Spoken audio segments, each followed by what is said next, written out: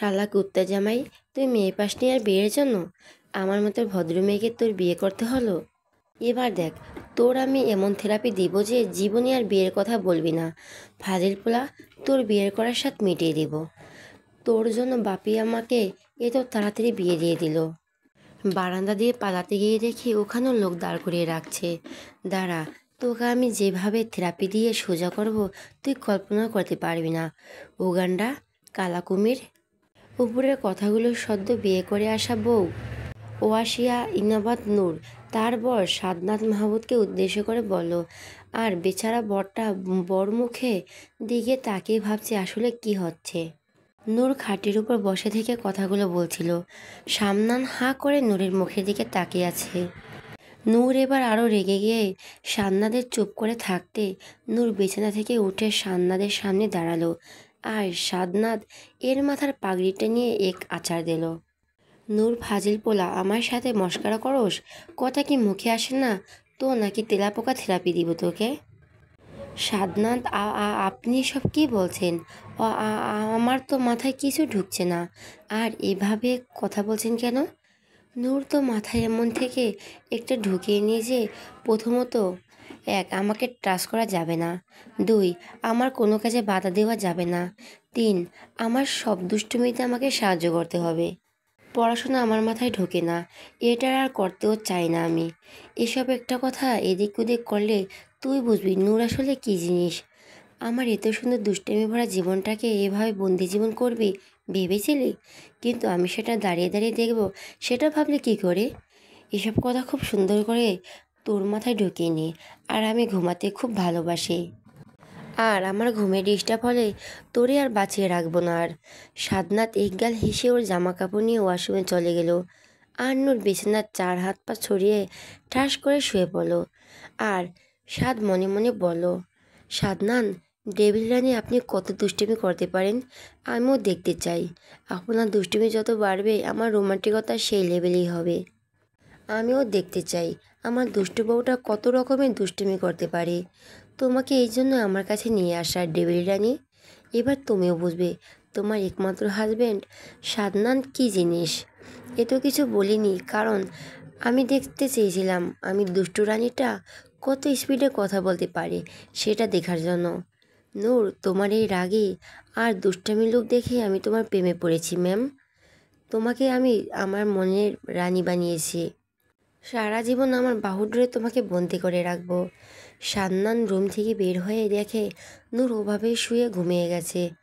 সাদনান নূরকে এভাবে ডাকলো, কিন্তু নূরের কোনো সাড়া শব্দ নেই দেখে আবার ডাকলো। এবার সাদনান পাশের গিলাস থেকে পানি নিয়ে নূরের মুখের উপর মারল। আর নূর চিৎকার করে, নুরিয়া খোদা, ছাদ কি ফুটা হয়ে গেছে নাকি? আমাকে কেউ বাঁচাও, আমি এত তাড়াতাড়ি মরতে চাই না। বাপি, আমাকে বাঁচাও। সাদনান, আরে তোমার হাজবেন্ডের বাড়ি এত দুর্বল করে বানানো না যে ছাদ ফুটো করে যাবে। নাও ওঠো, ড্রেসটা চেঞ্জ করে কিছু খেয়ে তারপর ঘুমাবো। নাও তাড়াতাড়ি ওঠো। নূর, কুত্তা জামাই, তোর এত বড় সাহস, তুই আমার ঘুম নষ্ট করলি। তোকে তো আমি। নূর নিজের রাগ কন্ট্রোল করতে না পেরে সাদনানের গলাতে কামড় বসালো। আর সাদনাত হুট করে কামড় বসাবে সেটা কল্পনা করেনি। সাদনাত চোখ বন্ধ করে নিল। নূর খুব জোরে কামড় ধরছে। আর সাদনান গলা কামড়ে ধরে থাকার অবস্থায় আবারও ঘুমিয়ে গেছে। নূর পড়ে যেতে নিলে সাদনাত নূরকে ধরে ফেলে। নূরকে সুন্দর করে শুয়ে দিয়ে নূরের শরীরের গহনাগুলো খুলে দিল, মাথা থেকে ওড়নাটাও ফেলে দিল। আর সাদনান নূরের দিকে তাকিয়ে হেসে দিল। সাদনান পাগলিটা খুলে শুধু মাথাতেই বড় হয়েছে, বুদ্ধি বলতে কিচ্ছু নেই। তুমি যে আমার গলাতে কামড় বসালে, এই জন্য কালকে ভাবিরা সবাই তোমাকে লজ্জাতে ফেলবে। আর আমি তোমার সেই লজ্জামাখা মুখটা দেখব, এটা ভাবলে আমার হাসি পাচ্ছে। হে খোদা, আমার ডেভিল রানীর রাগটা একটু কমিয়ে দাও। ইস রে, দুষ্টুটাকে দেখতে কতটা মায়াবী। এখন এই মুখটা দেখলে কে বলবে এই মেয়েটা এত দুষ্টু। সাদনান নূরকে এক সাইডে শুয়ে দিয়ে পাশেই সাদনাত শুয়ে পড়ল আর নূরের দিকে তাকিয়ে আছে।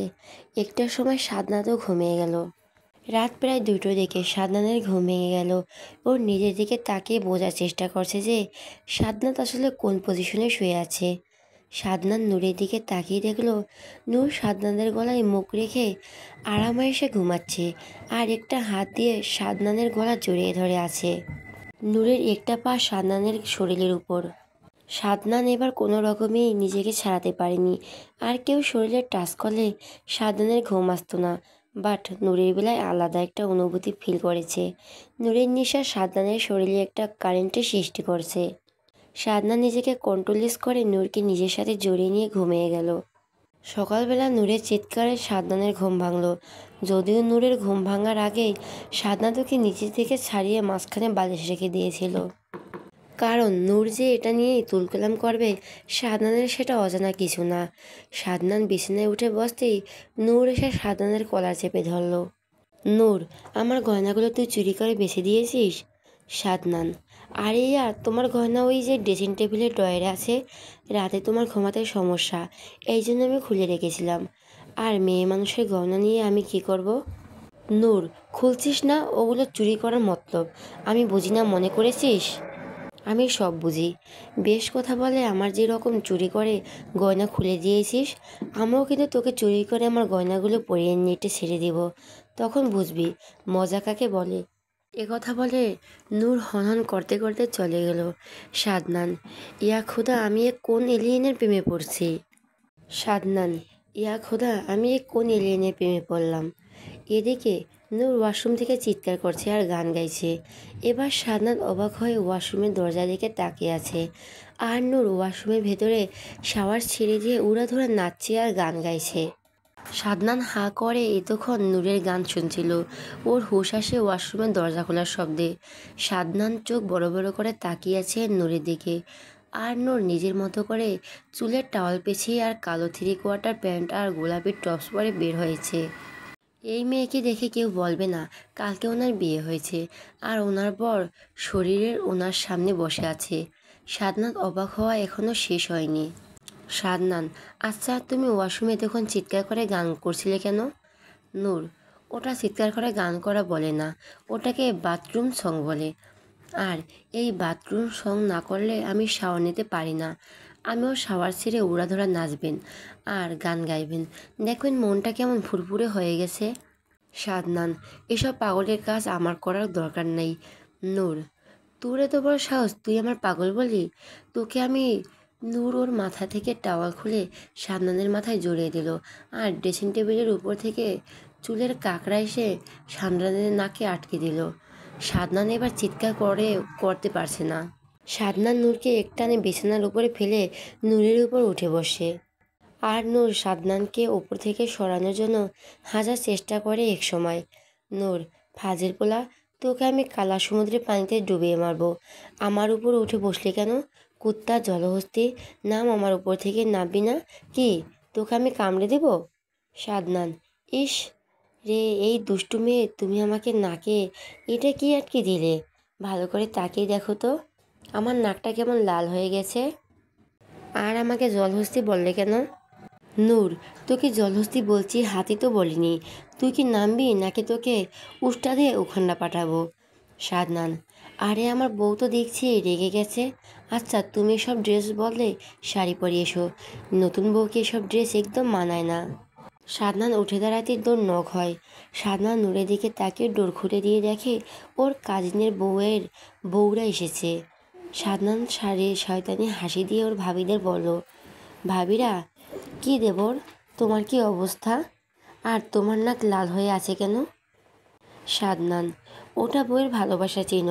আমার বউটা এত ভালো যে কি বলবো, আমি কল্পনাও করিনি এত ভালো একটা মেয়ে আমার বউ হবে। ভাবিরা: তা তোমাদের মিশন কেমন চললো? সাদনান: আর বলো না ভাবি, সারা রাত যুদ্ধ করতে করতে সকাল হয়ে গেছে। কি আর বলবো তোমাদের, তোমরা তো আমার থেকে 10 ধাপ এগিয়ে। ভাবিরা: থাক বাপু, তোমার আর বলা লাগবে না, তুমি যেই লাগাম ছাড়া মানুষ, তখন আমরাই লজ্জায় পড়ব। সাদনান মনে মনে ওদের দিকে তাকিয়ে বলল। সাদনান: হায় রে মেয়ে মানুষ, তোমাদের বুদ্ধি যে হাঁটুর নিচে সেটা আমার প্রমাণ করলে। যাই হোক, আমি বললাম এক মিশন কথা, ওরা বুঝলো আরেক মিশনের কথা। ধুর মাথা, বুঝলে বুঝো পাতা, না বুঝলে তেজপাতা। এসব কথা বলে ভাবিদের দিকে তাকাতেই দেখে ভাবিরা বড় বড় চোখে সাদনানের দিকে তাকিয়ে আছে। সাদনান ভুরু নাচিয়ে ভাবিদের জিজ্ঞাসা করলো, কি হয়েছে? সাদনান, এভাবে তাকে কি দেখছো? আমি কি আগের তুলনায় আরও বেশি সুন্দর হয়ে গেছি? ভাবি, সাদনান এসব কি শুনছি? তোমার থেকে এগুলো আশা করিনি। এসব চাচ্চু জানলে কত কষ্ট পাবে জানো? সাদনান, আমি কি করেছি? আমি একটাও বুঝতে পারছি না। আমাকে বলো, আর না বলে জানবো কি করে? ভাবিরা, তুমি কালকে রাতে নূরকে রুম থেকে বের করে দিয়েছো কেন? আবার সবাই সকাল সকাল ওকে রুমে ডেকে নিয়েছো কেউ দেখার আগে। আর এগুলো ওকে কি পড়তে দিয়েছো? আবার জোর করে শাওয়ার নিয়ে বলছো যাতে তোমাদের কেউ ডাউট না করে। সাদনান, কি এগুলো আমি করছি? নূর, ভাবি, একদম নেকা সাজবে না। নূর, তুমি কিছু মনে করো না, আমরা আছি তোমার পাশে। এবার চলো আমরা পাশের রুমে তোমাকে নিয়ে যাই, রেডি করে দিই। বড়াম্মু, সাদনানের মা ডাকছে। নূর, আচ্ছা ভাবি চলেন। সাদনান, ওসবও দেখার বাকি ছিল খোদা। সাদনান, এসবও দেখার বাকি ছিল খোদা। নূর রুম থেকে বের হওয়ার আগে সাদনানের দিকে তাকিয়ে একটা শয়তানি হাসি দিল। আর সাদনানকে দেখে নূর এভাবে গোল খাওয়াবে সাদনান ভাবতেই পারেনি। বেচারা সাদনান গোল খেয়ে ওখানে দাঁড়িয়ে নূরে যাওয়ার দিকে তাকিয়ে আছে। সাদনান মনে মনে হাসলো। নূর ওকে এভাবে ফাঁসিয়ে দিবে ভাবেনি, কারণ সাদনান চেয়েছিল নূরকে লজ্জা ফেলতে। সেখানে সাদনানই গোল খেয়ে বসে রইল। সাদনান টাওয়াল নিয়ে ওয়াশরুমে গেল। শাওয়ারের নিচে দাঁড়িয়ে নূরকে প্রথম দেখা দিনটার কথা মনে পড়ে গেল। সেদিন সাদনান তাড়াতাড়ি করে বাসা থেকে বের হয়েছিল অফিসের জরুরি মিটিং থাকায়, কিন্তু দুর্ভাগ্যক্রমে জ্যামে আটকে যায়।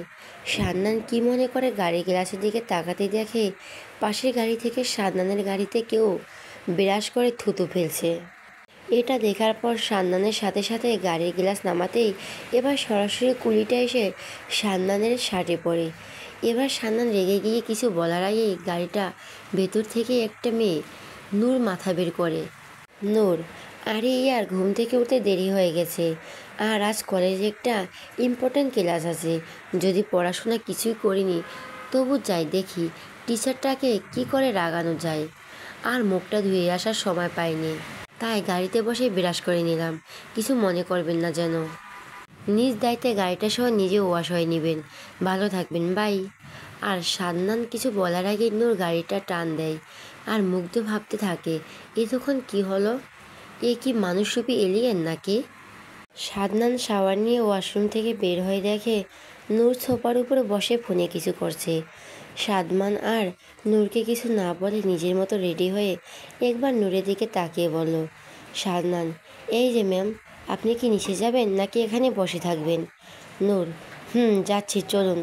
আপনার জন্যই আমাকে আপনার ভাবিরা আমাকে এখানে বসিয়ে রেখে গেছে। সাদনান, তুমি পারেও বটে, তবে তুমি সকালবেলা যা করলে এর হিসাবটা তোলা রইল। সময় করে হিসাবটা বরাবর করে নেব। আর এভাবে মুখ বাঁকা করে না দেখলে একদিন সত্যি সত্যি মুখ বাঁকা হয়ে যাবে। নূর, এই, আপনি সামনে থেকে সরুন তো, কানের কাছে বকবক করেই যাচ্ছে সে কখন থেকে। সাদনান, আরে নূর, একসাথে নিচে গেলে। ওদের দেখে সাদনানের মা বাবা নূরের সাথে কথা বলল। সাদমানের বাসার সাদমানের এক কাজিন থাকে, আর তার নাম হলো সরোয়ার হাসান। শুভ এখান থেকে পড়াশোনা করে। শুভ এখান থেকে পড়াশোনা করে কেউ দেখে বলবে না এটা সাদনানের কাজিন। ওরা সবসময় একে অপরে খুব ক্লোজ, কিন্তু শুভর একটা সমস্যা, উনি কথা বলতে গিয়ে কথা আটকে যায়। আমরা যাকে তোতলা বলে থাকি। নূরকে দেখে শুভ হেসে নূরের সাথে কথা বলতে শুরু করে। শুভ, তো তো তোমাকে ভাবি বলবো না তো তুমি আমার ছোট? তো তো তোমাকে রাঙাবনু বলে ডাকবো? কেমন কেমন? নূর, আচ্ছা। সাদনান, এর মাঝে মাঝে কথা আটকে যায়। তবে তোমার কথা কেন আটকালো? তুমিও কি? নূর, আরে না, ভদ্রতা দেখালাম। কারণ সকালবেলা বাপি বলেছে যে যে জীবনভাবে কথা বলবে তার সাথে যেন ভদ্রতা দিয়েই কথা বলি। শুভ, রাঙাবনু তো খুব দুষ্ট। সাদনানের বাবা মাও হেসে দিল। সাদনানের মা নূরকে কাছে টেনে বলল, সাদনানের মা, আমার একটা মেয়ের শখ ছিল, বাট আল্লাহ আমাকে দেয়নি। তো আমি এটা মন থেকে ভেবেছি যে আমার ছেলে বউকে আমি আমার মেয়ে করে রাখবো। নূর, ওকে ডান। বাট আমি কিন্তু তোমার সাথে ঝগড়া করব, তুমি আমাকে শাসন করবে। আমরা দুজন একসাথে মিলে ঘুরতে যাব, ফুচকা খাবো, শপিং করব। সাদনানের মা: আচ্ছা তাই হবে। নূর: মাম্মা, আজ থেকে তুমি আমাকে খাইয়ে দিবে। জানো তো, আমার মাম্মা ওই দূর আকাশে তারা হয়ে গেছে। আমি কখনো মামামের আদর পাইনি। সান্নাদের মা: এবার তোকে একটা মারবো, ফাজেল মেয়ে। তুই না এখনই বললি আমি তোর মাম্মা, তাহলে এভাবে বলছিস কেন? নূর: দাঁড়াও, আগে খেয়ে শক্তি করে নেই, তারপর না হয় আমাকে মেরো, কেমন? বাকিরা একসাথে। সবাই একসাথে খেতে বসলো। নূরকে ওর মাম্মা খাইয়ে দিচ্ছে, আর নূর বকবক করেই যাচ্ছে। আগে এই বাড়িতে কথা বলার মতো কেউ ছিল না, এখন একজনকে পেয়ে তাই সান্নাদের মায়ের খুশির শেষ নেই। নূর একবার সান্নাদের দিকে তাকিয়ে দেখে সান্নাত খুব মনোযোগ দিয়ে খাবার খাচ্ছে। নূরের মুখে এবার শয়তানি হাসি ফুটে উঠল। নূর: জানো মাম্মা, আমি দারুণ দারুণ রেসিপি করতে পারি। মাম্মা: তাই নাকি? বাহ, আমার মেয়ে বলে কথা। তা কে কী রান্না জানিস তুই? সাদনান: নূর কেঁচো ভুনা, টিকটিকির বারবিকিউর, মাছের মাথা দিয়ে সেমাই, ব্যাঙের ঝাল ফ্রাই, আর লাল পেঁপড়া দিয়ে ফ্রাইড রাইস। উপস্থিত সবাই: মাম্মা, এ তো ভালো ভালো রেসিপি আমাদের, আর এখন খাওয়ানোর বয়স নাই। আর এসব খাওয়ার বয়স নাই। এক কাজ কর মা, সাদনান এসব ডিশ খেতে খুব পছন্দ করে, তুই এসব ডিশ রান্না করে ওকে খাওয়াস, কেমন? শুভ: হুম হুম হুম, এটাই বেটার হবে। সাদনানের বাবা: আমি এসব খাবো না মা, তুই সাদনাতকে খাওয়াবি, কেমন? নূর: আচ্ছা বাবা। সাদনান: ও এগুলো কি বলছে সব, আর তোমরা ওর কথায় সায় দিচ্ছ পাগলের মতো? সাদনাথ কোনো রকম খেয়ে ওখান থেকে উঠে পড়ল। সাদনাথ ভালো করে বুঝতে পেরেছে নূর শয়তানি করে এসব বলছে যাতে ও না খেতে পারে। আজ অনেক কাজ ওদের বাসায়, আজ ওদের রিসেপশনের জন্য যে কাজে বিজি। নূর একা একা বসে থেকে কী করবে ভেবে সান্নানের মা ওকে ওদের ছাদে গেল। খুব সুন্দর ছাদটা, চারদিকে বিল্ডিং আর বিল্ডিং। এদের বাসায় এরিয়াটা অনেক বড়। ওদের বাগানে বিভিন্ন ফলের গাছ লাগানো আছে, আর ছাদের চারপাশটা ফুলের গাছে ভরা। দেখেই বোঝা যাচ্ছে কেউ খুব যত্ন করে এগুলো লাগিয়েছে। একটা খুব সুন্দর দোলনা সহ বাসার জায়গা আছে। চারপাশটা মনোমুগ্ধকর একটা পরিবেশ। নূর খুব মনোযোগ দিয়ে চারপাশটা হেঁটে হেঁটে দেখছে। মাম্মা: নূর, তুই এখানে থাক, তোর বাবা ফোন করেছে, আমি দেখে আসি, আমাকে ডাকছে কেন? নূর: আচ্ছা মাম্মা, তাড়াতাড়ি এসো। মাম্মা: যাবো আর আসবো, কেমন? তুই দুষ্টামি করিস না, কেমন? নূর মনে মনে তো ভালো আর মনোমুগ্ধকর পরিবেশ একটা সেলফি না তুলতে এটা নিজের প্রতি নিজের অবিচার করা হবে। নূর রেলিংয়ের এক পাশে দাঁড়াতেই নাকি একটা বোটকা গন্ধ আসে। সে এতই সেলফি তোলায় বিজি যে ওর কোনো হুঁশই নেই। নূরের হাতে বেঁধে কিছু একটা নিচে পড়ে গেল, আর নিচে কি থেকে কেউ চিৎকার করে উঠল। কে চিৎকার করে দেখার জন্য নূর নিচে তাকাতেই ওর সাদনাদের বাবা একটা কাজে ওকে বাইরে যাওয়ার জন্য বলল। সাদনাথ রেডি হয়ে যাচ্ছিল, হঠাৎ উপর থেকে মাথায় কী যেন পড়ল। সাদনাথ চোখ মুখ কুঁচকে জোরে একটা চিৎকার দিল। সাদনাথের মা ওর কাছে দৌড়ে গেল। আর সাদনাথ: মা, কার এত বড় সাহস, কার এত বড় সাহস আমার মাথার উপর গোবর ফেলে? উপর থেকে নূর এটা দেখে সাদনাথ উপরের দিকে তাকিয়ে দেখে নূর 32 পাটির দাঁত বের করে ওর দিকে তাকিয়ে গন ফাটিয়ে হাসি দিচ্ছে। সাদনানের মা ও নূরের হাসি দেখে হাসতে শুরু করছে। সাদনান রাগে দুঃখে হনহন করতে করতে উপরে চলে গেল। সাদনান ওর রুমে না গিয়ে সোজা ছাদে চলে গেল। ছাদে গিয়ে দেখে নূর সেলফি তুলতে খুব বিজি। নূর বিভিন্ন পোজ দিয়ে হেলে দুলে সেলফি তুলছে। সাদনান কোনো কথা না বলে নূরকে গিয়ে জড়িয়ে ধরল, আর সাদনানের মাথা নূরের গালে আর গলায় ঘষে দিল। আর সাদনানের মাথার গোবর নূরের গলায় আর গালও লেগে গেল। সাদনানের এমন কাজে নূর অবাক হয়ে তাকিয়ে আছে। সাদনান নূরকে ছেড়ে দিয়ে নূরের দিকে তাকিয়ে ভুরু নাচিয়ে: সাদনান, এই যে আমার দুষ্টু বউ, এই গোবরের পারফিউমটা কেমন লাগছে তোমার? নূর: অশুভ ছেলে, তুই এটা কী করলি? সাদনান: যা বাবা, আমি আবার কী করলাম? তুমি আমাকে তো ভালো একটা পরিস্থিতির সাথে পরিচয় করিয়ে দিলে। তোমাকে তো এর থেকে কিছু না দিলে তোমার সাথে অন্যায় করা হতো। নূর, কুত্তা, বানর, সাদা ভাল্লুক, ডাইনোসরের 3 নম্বর বাচ্চা, তোকে এবার কী শিক্ষা দেই তুই দেখ। সাদনান, সে পরে দেখা যাবে, আগে এটা বলেন তো আপনার এখানকার অনুভূতিটা কেমন? আপনার এখানকার অনুভূতিটা যদি আমার সাথে শেয়ার করতেন। নূরের মুখের সামনে হাত মুঠো করে। নূর, আমার অনুভূতি আমাকে খুব তাড়াতাড়ি বোঝাবে ডেভিল জামাই। সাদনান, আমার সাথে লাগতে আসলে এবার থেকে এরকমই হবে। এই যে দুষ্টু বউ, এবার এই ডেভিল বর ওর আসল রূপ দেখবে। নূর রাগে হনন করতে করতে নিচে চলে গেল।